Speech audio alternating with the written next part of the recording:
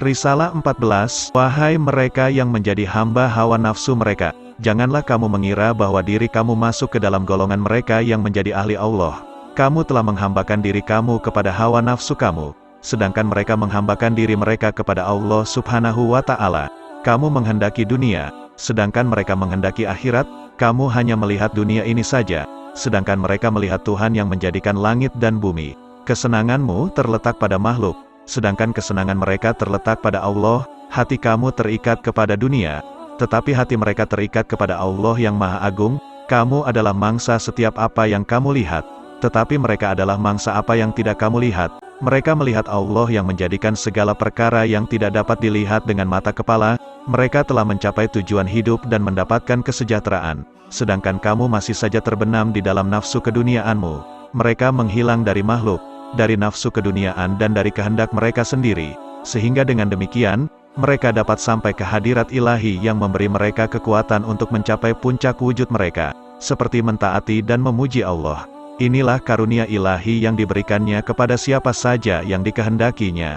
Mereka menjadikan ketaatan kepada Allah dan pujian terhadapnya sebagai kewajiban mereka. Mereka berpegang teguh kepadanya dengan pertolongan yang diberikannya kepada mereka. Semua ini mereka lakukan tanpa mengalami kesukaran apa-apa. Maka jadilah ketaatan mereka itu sebagai nyawa dan santapan mereka.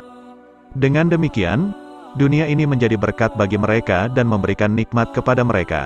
Seakan-akan dunia ini telah menjadi surga bagi mereka, karena, apabila mereka melihat sesuatu, maka sebelum mereka melihatnya, mereka terlebih dahulu melihat perbuatan Allah yang menjadikan segalanya itu. Orang-orang ini membekali diri dengan kekuatan yang ada di bumi dan di langit, serta menyenangkan mereka yang telah mati dan masih hidup, karena Tuhan mereka telah menjadikan mereka seperti pasak bumi, gunung, yang dijadikannya ini. Oleh karena itu, mereka menjadi seperti gunung yang berdiri dengan megah dan agung.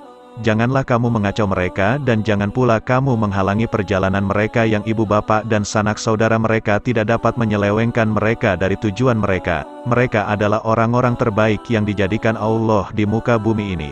Keridaan dan kesejahteraan dikaruniakan oleh Allah kepada mereka, selagi langit dan bumi masih ada. Risalah ke-15, Aku bermimpi seolah-olah aku berada di dalam sebuah tempat seperti sebuah masjid. Di dalam tempat itu terdapat beberapa orang yang sedang mengasingkan diri mereka dari orang ramai. Aku berkata dalam diriku sendiri, jika si Anu itu berada di sini, tentu dia dapat mengatur orang-orang ini dan memberikan pandangan-pandangan yang baik kepada mereka. Aku teringat kepada seorang saleh tertentu. Orang-orang itu datang mengelilingi aku, kemudian salah seorang di antara mereka berkata kepadaku, "Apa yang telah terjadi padamu? Mengapa kamu tidak berbicara?" Maka aku pun berkata, "Jika Tuhan mengizinkan, maka aku akan berkata." Lalu kataku, "Apabila kamu telah mengasingkan diri dari halayak ramai karena yang hak, maka janganlah kamu meminta dengan lidahmu. Apabila kamu telah berhenti meminta dengan lidah, maka janganlah kamu meminta dengan hatimu. Sebab, meminta dengan hati itu sama halnya dengan meminta dengan lidah. Ketahuilah, bahwa dalam setiap hari Allah berada dalam keagungannya yang baru, serta menukar, mengganti, meninggikan dan merendahkan manusia. Taraf setengah manusia ditinggikannya dan taraf setengah lainnya direndahkannya. Kemudian, kepada mereka yang mempunyai taraf atau derajat tinggi, diingatkan bahwa taraf mereka yang tinggi itu bisa Dia rendahkan, dan mereka diberi harapan bahwa Dia akan memelihara mereka dan menetapkan kedudukan mereka itu. Kepada mereka yang bertaraf rendah, juga diingatkan bahwa mereka akan dibiarkan berada dalam kehinaan. Mereka tidak diberi harapan untuk naik ke taraf yang tinggi. Setelah itu, aku pun terjaga dari mimpiku. Risalah ke-16, Tidak ada yang dapat menghalangi kamu untuk mendapatkan keridaan dan pertolongan langsung dari Allah, selain daripada kebergantungan kamu kepada manusia dan tata cara penghidupan dan pendapatan kamu. Manusia menjadi penghalang bagi kamu untuk mencapai kehidupan yang diamalkan oleh Nabi, yaitu yang berkenaan dengan pendapatan. Selagi kamu masih mengharapkan hadiah dan keridaan manusia serta meminta-minta kepada mereka, maka berarti kamu telah menyekutukan Allah dengan yang lain. Dengan demikian, kamu tidak akan dapat mencapai kehidupan yang telah diamalkan oleh Nabi, yaitu pendapatan secara halal dari dunia ini. Apabila kamu menjauhkan kehidupan kamu dengan manusia, dengan menyekutukan mereka dengan Allah, dengan bergantung kepada pendapatan kamu, dengan berpuas hati dengannya, dan dengan lupa kepada karunia Allah, maka berarti kamu telah bersikap seperti orang musyrik. Syirik di sini lebih halus daripada syirik yang terdahulu. Karenanya, Allah akan menghukum kamu dan menjauhkan kamu dari keridaan-Nya. Apabila kamu telah keluar dari keadaan semacam ini dan membuang syirik jauh-jauh, melepaskan kebergantungan hati kamu kepada pendapatan kamu dan kepada daya dan upaya kamu, kamu melihat bahwa Allah lah yang sebenarnya memberi kehidupan itu, menjadikan sebab dan akibat. Memberi kekuatan untuk mencari pendapatan dan memberi kekuatan kepada segala yang baik. Dan kamu mengetahui bahwa kehidupan itu berada di tangan-Nya, yang kadang-kadang dibawanya kepada kamu melalui manusia dengan cara kamu meminta kepada mereka pada masa ujian dan perjuangan, atau melalui permohonanmu kepadanya, atau kadang-kadang melalui pemberian manusia, dan atau melalui karunia-Nya yang sedemikian rupa, sehingga kamu tidak melihat sebab dan cara datangnya. Maka kamu menuju kepada Dia dan kembali ke hadirat-Nya yang Maha Agung dan Maha Perkasa. Yang demikian itu jika Dia menyingkapkan tirai yang melindungi kamu dari keridaan-Nya dan membuka pintu rizki dengan kehendak-Nya di dalam keadaan perlu, bersesuaian dengan keperluan kamu ketika itu, misalnya dokter yang menjadi sahabat bagi pasien.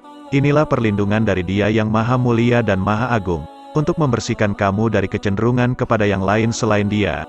Dan dengan itu, maka Dia meridai kamu.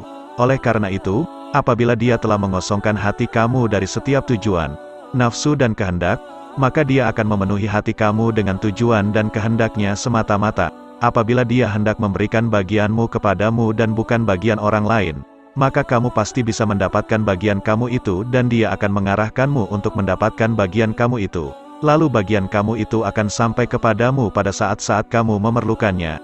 Kemudian, Dia akan memberi kekuatan kepada kamu untuk bersyukur kepadanya. Hal ini akan menambah keinginan kamu untuk menjauhkan diri dari orang banyak dan untuk mengosongkan hati kamu dari apa saja selain Allah.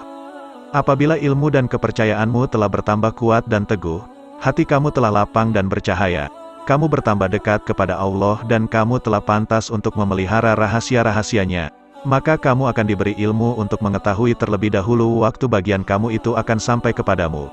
Dan ini adalah tanda bahwa kamu telah diberi kemuliaan dan keridaan-Nya. Inilah karunia-Nya, kasih sayang-Nya, pengarahan dan bimbingan-Nya, firman Allah, dan kami jadikan di antara mereka itu pemimpin-pemimpin yang memberi petunjuk dengan perintah kami ketika mereka sabar, dan adalah mereka meyakini ayat-ayat kami. Quran Surat As-Sajdah ayat 24, dan firman-Nya pula, dan orang-orang yang berjihad untuk mencari keridaan kami, benar-benar akan kami tunjukkan kepada mereka jalan-jalan kami. Dan sesungguhnya Allah benar-benar beserta orang-orang yang berbuat baik. Quran Surat Al-Ankabut ayat 69. Allah juga berfirman, dan takutlah kamu kepada Allah, dan Dia akan mengajar kamu. Kemudian akan diberinya kamu kekuatan untuk mengawal alam dengan kebenaran yang terang, yang tidak ada kegelapan di dalamnya, dengan tanda-tanda yang nyata dan terang seperti terangnya matahari, dengan perkataan yang manis-manis yang lebih manis dari segala yang manis dan dengan wahyu yang sebenarnya, tanpa kegelapan apapun, dan bebas dari nafsu-nafsu kebinatangan dan dari hasutan setan yang dilaknat. Allah berfirman dalam kitab-Nya, "Wahai anak Adam, Akulah Tuhan. Tidak ada yang patut disembah selain Aku. Apabila Aku berkata kepada sesuatu, jadilah, maka jadilah ia, patuhlah kepadaku. Sehingga Aku jadikan kamu bila berkata kepada sesuatu, jadilah, maka jadilah ia." Yang semacam itu telah Dia lakukan kepada kebanyakan para nabi dan para wali serta orang-orang khusus yang diridhoinya dari anak Adam. Risalah ke-17, yang dimaksud dengan dekat dan bersatu dengan Tuhan itu ialah, kamu mengosongkan hati kamu dari makhluk, hawa nafsu dan lain-lain selain Allah, sehingga hati kamu hanya dipenuhi oleh Allah dan perbuatannya saja. Kamu tidak bergerak, kecuali dengan kehendak Allah saja. Kamu akan bergerak jika Allah menggerakkan kamu. Keadaan seperti ini dinamakan fana. Fana inilah yang dimaksud dengan bersatu dengan Tuhan. Tetapi harus diingat, bahwa bersatu dengan Tuhan itu tidak seperti bersatu dengan makhluk atau dengan yang selain Tuhan. Tidak ada sesuatu pun yang serupa dengan Dia. Sesungguhnya Dia Maha mendengar lagi Maha melihat. Al-Halik itu tidak sama dengan apa saja yang kamu duga. Hanya orang yang telah mengalami dan menyadari bersatu dengan Tuhan itu sajalah yang dapat mengerti dan memahami apa yang dimaksud dengan bersatu dengan Tuhan itu. Orang yang belum pernah merasakan atau mengalaminya tidak akan dapat mengerti apa yang dimaksud dengannya. Setiap orang yang pernah merasakan pengalaman tersebut mempunyai perasaan dan pengalaman tersendiri. Dan masing-masing mempunyai perasaan dan pengalaman yang tersendiri pula. Pada setiap nabi, rasul dan wali Allah terdapat rahasia. Masing-masing mempunyai rahasianya tersendiri. Seseorang tidak akan dapat mengetahui rahasia seseorang lainnya. Kadang-kadang seorang murid mempunyai rahasia yang tidak diketahui oleh gurunya, ada kalanya pula, rahasia yang dimiliki oleh guru itu tidak dapat diketahui oleh muridnya.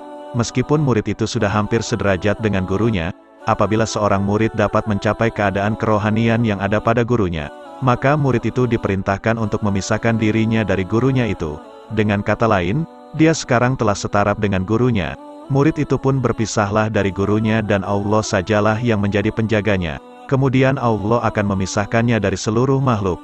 Bolehlah diibaratkan bahwa guru itu laksana ibu dan murid itu laksana bayinya yang masih menyusu.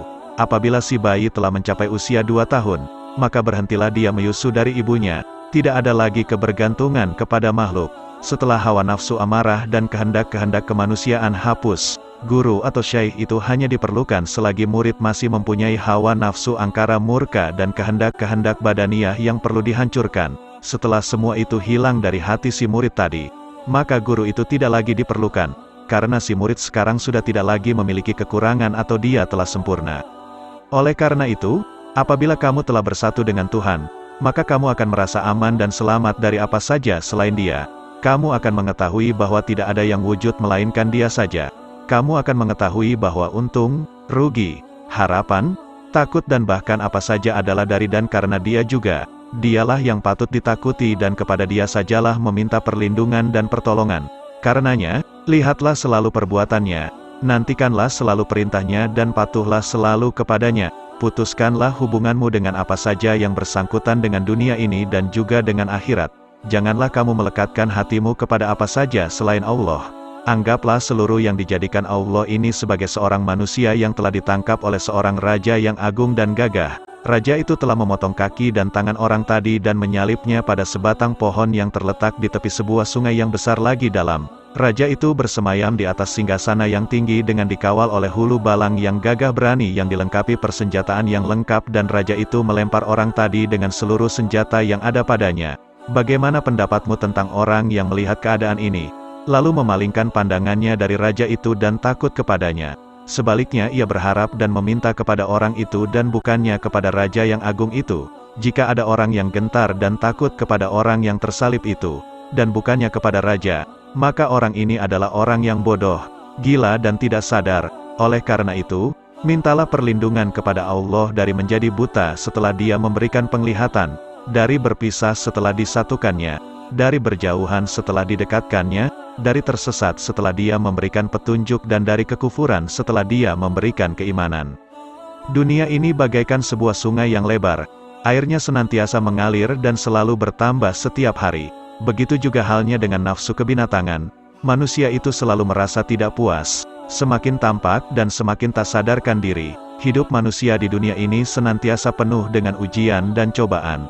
Di samping mendapatkan kebahagiaan, kadangkala manusia juga dikelilingi oleh penderitaan. Orang yang mempunyai akal pikiran yang sempurna, mau berpikir dan mengetahui hakikat, akan mengetahui bahwa pada hakikatnya tidak ada kehidupan yang sebenarnya melainkan kehidupan akhirat saja. Oleh karena itu, Nabi besar Muhammad Shallallahu Alaihi Wasallam bersabda, tidak ada kehidupan, kecuali kehidupan di akhirat, bagi orang yang beriman. Hal ini adalah benar. Nabi Muhammad selanjutnya mengatakan, dunia ini adalah penjara bagi orang yang beriman dan surga bagi orang kafir. Nabi juga pernah menyatakan bahwa, orang yang baik itu terkekang. Pada hakikatnya, kesentosaan dan kebahagiaan itu terletak dalam hubungan yang langsung dengan Allah yang Maha Pengasih lagi Maha Penyayang. Tawakal yang bulat kepadanya dan senantiasa rida dengannya. Jika kamu telah dapat melakukan hal yang demikian itu, maka bebaslah kamu dari dunia ini dan Allah akan memberimu kesenangan, keselamatan, kesentosaan, kasih sayang dan ridha ilahi.